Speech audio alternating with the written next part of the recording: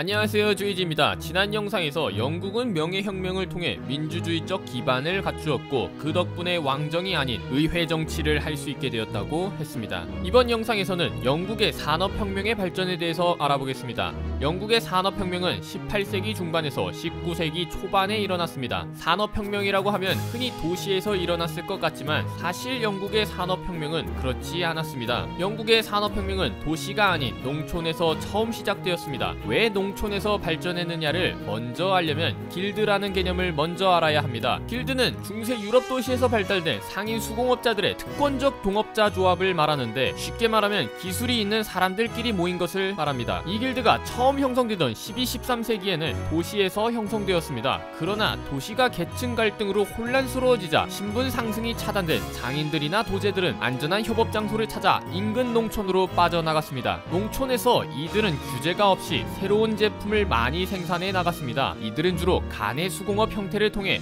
물품을 생산하였으나 이 중 일부 수공업자들은 원료를 농가에 공급하고 농촌의 노동력에 의해 완성되면 완제품을 수거하는 공장식 방식을 채택하였습니다. 이는 산업혁명의 밑거름이 될 수 있었습니다. 그런데 왜 산업혁명은 세계 다른 지역이 아닌 영국에서 먼저 시작되었던 것일까요? 거기에는 크게 5가지 이유가 있습니다.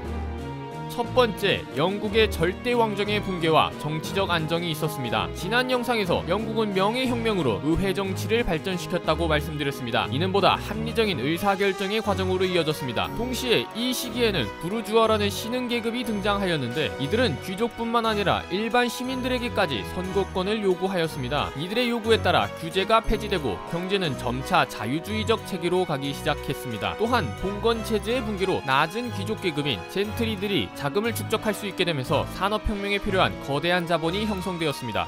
두 번째, 국내 수요의 증가가 있습니다. 17, 18세기 영국은 농업혁명을 겪었습니다. 토지를 회복하기 위해 사용되었던 전통적인 휴한제를 버리고 사료작물 방식을 도입하는데, 사료작물은 그 자체로 지력 유지와 내지 회복 효과를 가지고 있었습니다. 뿐만 아니라 사료 공급의 확대로 가축 사육 능력의 증진으로도 이어졌습니다. 가축 사육 능력의 증진은 비료 공급을 증진시켰고 또다시 토지 생산력을 증대시키는 선순환 구조로 이어졌습니다. 당시 영국의 농업은 상업적 농업제도였는데 도시의 성장은 농민의 더 많은 생산력을 요구하였고, 이는 농가의 부로 이어졌습니다. 또 농가의 부는 소비재 수요의 확대로 이어져 산업혁명의 성공에 큰 도움이 되었습니다.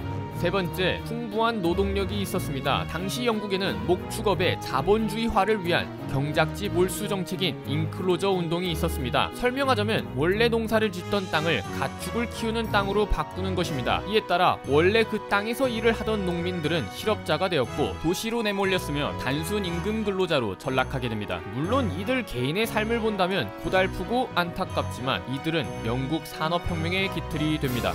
네 번째, 풍부한 지하자원입니다. 산업혁명의 핵심은 기계가 사람의 손을 대체하는 것입니다. 이를 위해서는 기계 제작이 필수입니다. 또 기계 제작은 철과 그 철을 녹일 수 있게 하는 석탄이 필요하였고, 영국에는 철의 원료인 철광석과 석탄이 풍부하게 매장되어 있었습니다. 특히 맨체스터나 셰필드 지역의 철광산과 탄광은 지표에 얕게 묻혀있는 자원이 많아서 공업지역으로 발달할 수 있었습니다. 또 철을 녹여 기계를 만드는 일과 석탄을 태울 때 나오는 열로 기계를 움직이는 동력이 발전되어 기차와 배 발전에도 도움이 되었습니다. 마지막으로 식민지가 있습니다. 영국은 17세기 엘리자베스 1세 이후 유럽의 강대국으로 등장하여 식민지를 개척하고 부를 축적하였습니다. 식민지의 존재는 원료를 값싸게 들여오는 동시에 값싼 원료로 만든 물건을 비싸게 팔 수 있었기 때문에 수요와 공급의 문제를 동시에 해결해 주었고, 이는 영국의 산업혁명에 박차를 가할 수 있었습니다.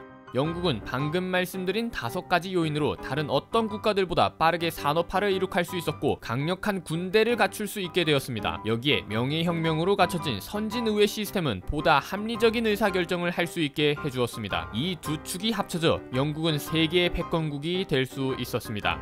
영상이 재밌었다면 좋아요와 구독을 꼭 눌러주시기 바랍니다. 끝.